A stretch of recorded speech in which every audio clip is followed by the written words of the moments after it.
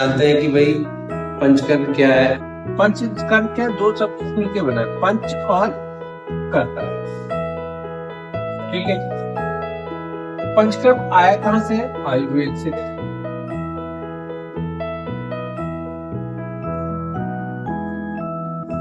आयुर्वेद से आया। ठीक है। कल हमने डिस्कस किया था, जो पहला लेक्चर था हमारा, जो हमने एक डेमो क्लास ली थी, उसमें हमने ये बताया था कि भाई पंचकर्म क्या है। तो पंचकर्म में क्या है? आयुर्वेद क्या है? आयुर्वेद दो शब्दों से मिलकर बना है, आयु और वेद प्लस वेद। ठीक है। तो आयु, आयु का क्या मतलब हो गया? जहां पर शरीर, इंद्रिय, सत्व, आत्मा, इन चारों का संयोग आयु कहते हैं, उसको हम आयु कहते हैं। ठीक। तो आज हमने जो पहला लेक्चर हमने जो रिकॉर्डेड, जो हमारे साथ नहीं जुड़ पा रहे हैं अभी, जो हमारे स्टूडेंट हैं, तो उनके लिए हमने रिकॉर्डेड सेशन भी बांट रखे हैं। ठीक है। तो पंचकर्म का आयुर्वेद से, तो आयु, आयु और वेद। तो आयु की क्या परिभाषा थी? आयु की परिभाषा जहां पर शरीर, इंद्रिय, सत्व और आत्मा, इनका संयोग है,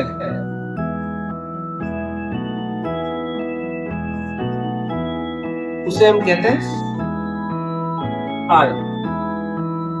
उसको हम क्या कहते हैं? आयु। आयु। आयु मीन्स जीवन, जीवन मीन्स आयुष। ठीक है।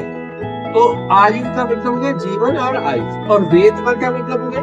वेद का मतलब हो गया जिसके द्वारा इसको प्राप्त किया जाए। वेद, विद धातु से आया है, इसके चार चीज होती है: सत्ता, ज्ञान, प्राप्ति और विचार। सत्ता, ज्ञान, प्राप्ति और विचार। अगर सिंपल से अगर परिभाषा को समझे, आयुर्वेद के मतलब कि नॉलेज ऑफ लाइफ, ये नहीं, मतलब जहां पर जिसके द्वारा मीन्स जिस शास्त्र के द्वारा आयु, जीवन की, आयुष की सत्ता के बारे में पता चले, जिस वेद के द्वारा, जिस शास्त्र के द्वारा आयु का ज्ञान प्राप्त हो, जिस वेद के द्वारा, जिस शास्त्र के द्वारा आयु की प्राप्ति कैसे की जाए, और जिस शास्त्र या वेद के द्वारा आयु का विचार कैसे किया जाए, उस शास्त्र को हम क्या कहते हैं? आयुर्वेद कहते हैं। क्लियर हो गया? आयुर्वेद में जिसके द्वारा सत्ता, ज्ञान, प्राप्ति, विचार, आयु का, जीवन का, आयुष का प्राप्त हो, उसे हम आयुर्वेद। इसीलिए अगर एक शब्द है art of living, art of living, बहुत से लोग कहते हैं ना कि yoga is art of living, ना, Ayurveda is art of living. Art of living कौन सा है? आयुर्वेद। जिसके, देखो, आर्ट ऑफ लिविंग का मतलब आपकी दिनचर्या कैसी होनी चाहिए, आपकी आहारचर्या कैसी होनी चाहिए, आपकी औषधचर्या कैसी होनी चाहिए, आपका पूरे दिन का खान पान क्या है, जो डेली रिजीव है वो कैसा होना चाहिए, वो कौन सा शास्त्र बता रहा है? वो आयुर्वेद बता रहा है। इसलिए आर्ट ऑफ लिविंग है, जीवन जीने की जो कला है। और इसको योग से भी जोड़ा, इसको इन्होंने किससे भी जोड़ा? एक संस्था ने इसको योग से जोड़ा। परंतु यहाँ पर योग में आर्ट ऑफ लिविंग का मतलब नहीं है। योग का क्या मतलब हो गया कि art to connect to consciousness, means अपनी चेतना को, अपनी चेतना के साथ किस कला से जुड़े, किस प्रकार से जुड़े, वो योग। अगर हम आर्ट ऑफ लिविंग का मतलब होता है जीना, परंतु वहां पर जी तो, अब योग की स्थिति में आप कॉन्शियस के साथ रहते हैं। आर्ट ऑफ लिविंग का मतलब है कि भाई जहां पर आपकी ऋतुचर्या कैसी हो, दिनचर्या कैसी हो, आहारचर्या कैसी हो, औषधचर्या कैसी हो, वो शास्त्र है, वो कला जो है वो आयुर्वेद सिखाता है, ना कि योग सिखाता है। योग तो आपको उस समष्टि प्राण से कनेक्ट होना सिखा रहा है, जुड़ना सिखा रहा है। ठीक है। तो इसको जोड़ लीजिए। थोड़ा सा संशोधन यहाँ पे के अलग अलग मतानुसार उसके लिए जैसा जैसा मतभेद रहते हैं वैसे वैसे इसमें आता भी रहता है, कोई नहीं। अगर उन्होंने ऐसा कहा कोई बात नहीं, वो भी चलेगा, ठीक है। परंतु शाब्दिक अर्थ जो वैज्ञानिक तर्क है वो आयुर्वेद का, ये आर्ट ऑफ लिविंग। चलिए अब हम समझते हैं कि भाई ये आयुर्वेद जो हमने आपको बताया इसका प्रयोजन क्या है।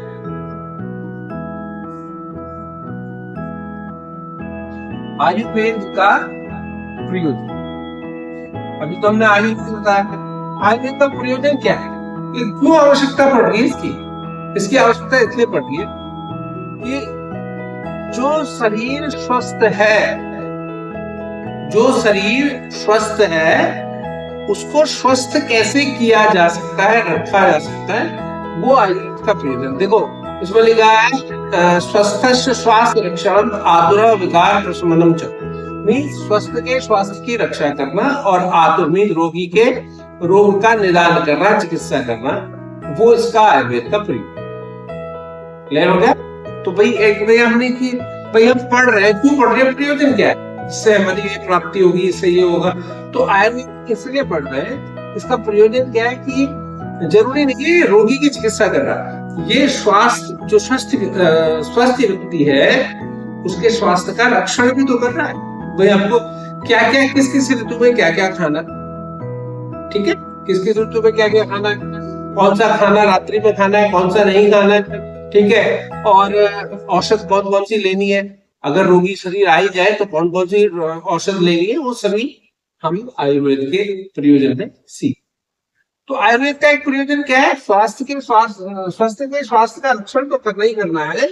दूसरा क्या है, चिकित्सा, चिकित्सा करना भी तो है आयुर्वेद का प्रयोजन। दो प्रयोजन बताया ना, एक तो पहला तो उसका जो स्वस्थ है, स्वस्थ के स्वास्थ्य की रक्षा, और दूसरा क्या है, रोगी की चिकित्सा, रोग का निदान, ठीक है। अब हम क्या कैसे पता लगाएंगे कि हमें किस रोगी की पंचकर्मा करना है, किसको दवा देके ठीक करना है। तो यहाँ पर चिकित्सा दो प्रकार की बताई है, और कौन सी, एक तो होगी शमन चिकित्सा,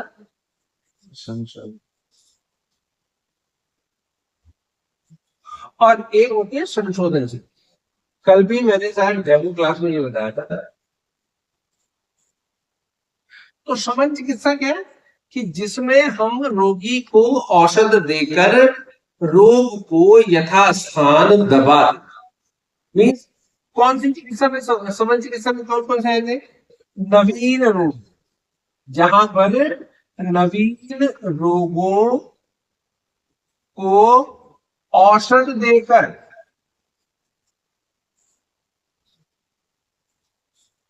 यथास्थान दबा दे,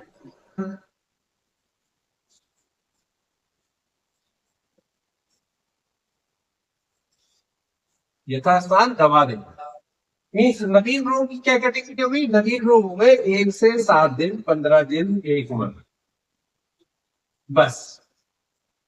नवीन रोग की क्या कैटेगरी हो गई, 1 से 7 दिन, 15 दिन, 1 महीने में जो रोग पैदा हो रहे हैं शरीर में, आपके आहार से, ऋतु से, या अन्य खान पान से, या ऋतु जो भी जीर्ण व्याधियां हैं, किसी के कारण से भी जो रोग पैदा हो रहे हैं, वो आपके नवीन रोग है, जो 1, 7, 15, 1 माह के ड्यूरेशन में आ रहा है। उनको हम क्या करेंगे, यथास्थान दबा देंगे। कैसे भी उसका कारण नहीं जानना, अगर रोगी शरीर में रोग प्रविष्ट कर गया है तो हमने उसको औषध देकर दबा दें। दूसरा कौन सा है, संशोधन। इसमें क्या करेंगे, जीर्ण रोगों के मूल कारण को शरीर से बाहर निकालने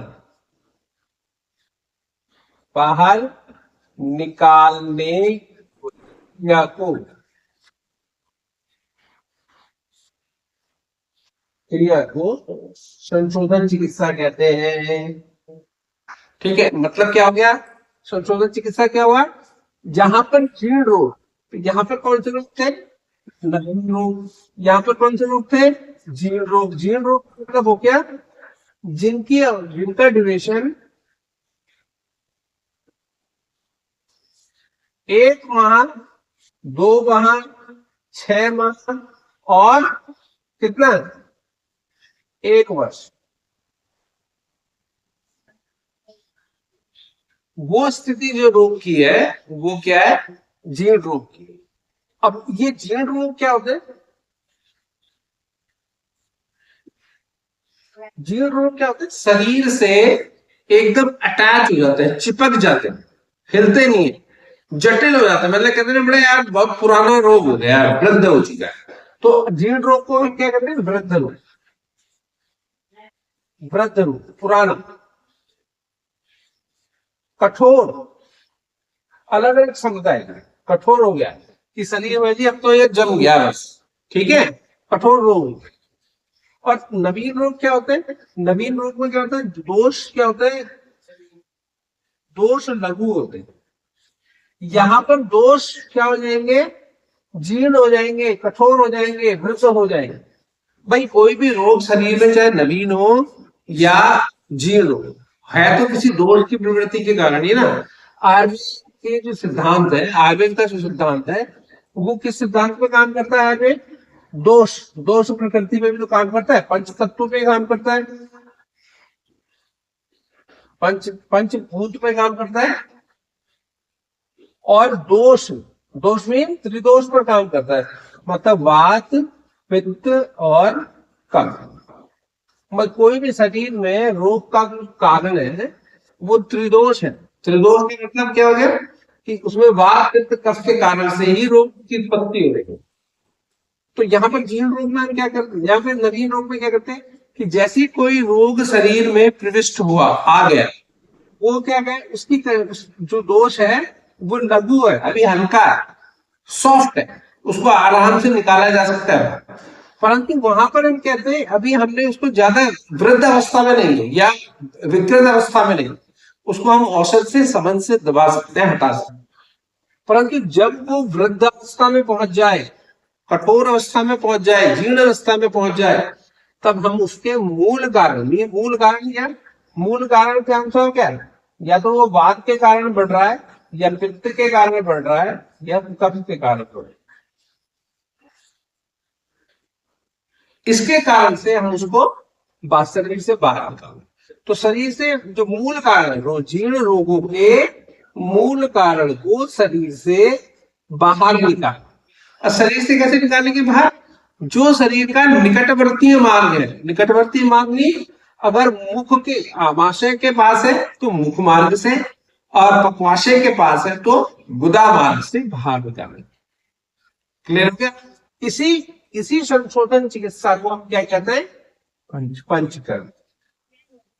अगर कोई पूछे पंचकर्म क्या है, तो संशोधन चिकित्सा का नाम क्या है? पंचकर्म। मैं एक बार और बता देता हूँ। अब दोबारा देखेंगे आयुर्वेद चिकित्सा। एक बार और देखिए, ऑनलाइन तो पढ़ा दिया कि आपको बहुत बारीकी से चीजें समझा, जैसे ऑफलाइन करेंगे वैसे हम ऑनलाइन करेंगे। तो आयुर्वेद चिकित्सा दो प्रकार की कौन सी है? पहले मैंने बताई शमन चिकित्सा, शमन चिकित्सा, ठीक है, शमन चिकित्सा, और दूसरी मैंने बताई संशोधन चिकित्सा, ठीक है। तो शमन चिकित्सा क्या था? नवीन रोगों को औषध देकर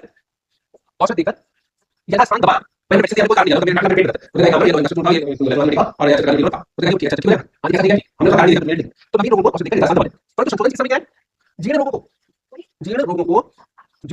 के मूल कारण को, अब ये रोग जो, अच्छा ये नवीन रोग क्या होता है? यही नवीन रोग जीर्ण रोग में होते हैं। पता लगा आपको एक दिन दर्द था, फिर 7 दिन तक दर्द है, या पापा चाहिए कुछ पेट में दर्द है, सिर में दर्द है, किसी बात को खा रहा है, तो उसमें क्या करते हैं? 7 दिन तक तुमने क्या औषध देकर उसको दबा देते, फिर वो 15 दिन में हो गया, फिर दवाई दे रहे हो, दवाई चल रही है, फिर एक माह हो गया। अब एक माह के बाद परेशान डॉक्टर देगा, तो फिर डॉक्टर आएगा, वो भी एक दवाई लगाएगा, तो उसने क्या कि अब वही जीर्ण रोग, नवीन रोग था, किसी निदान ना प्रॉपर्ली होने के कारण वो जीर्ण रोग में परिवर्तित हो गया। तो जीर्ण रोग की अवस्था क्या होगी? 1 माह से 1 वर्ष, और नवीन रोग की क्या होगी? 1 दिन से 1 माह के ड्यूरेशन चल रहा है, ठीक है। तो अब ये शरीर से ये, अब ये मूल कारण क्या है? जीर्ण रोग का मूल कारण, तो मूल कारण क्या हो सकता है? या तो बात हो सकता है, या वो हो सकता है, या वो कफ हो सकता है, ठीक है, या बात हो सकता है, हो सकता है, या कफ हो सकता है, ठीक है। इसको हमने शरीर के निकटवर्ती मार्ग, मूल कारण को शरीर के निकटवर्ती मार्ग से, निकटवर्ती मार्ग या तो मुख मार्ग से निकलेगा, मुख मार्ग या गुदा, से बाहर निकालना।